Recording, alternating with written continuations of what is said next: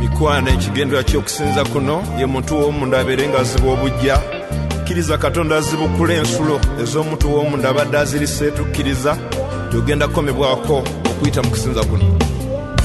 Tuli wano Yesu, tuli wano lwa kubeera kwe.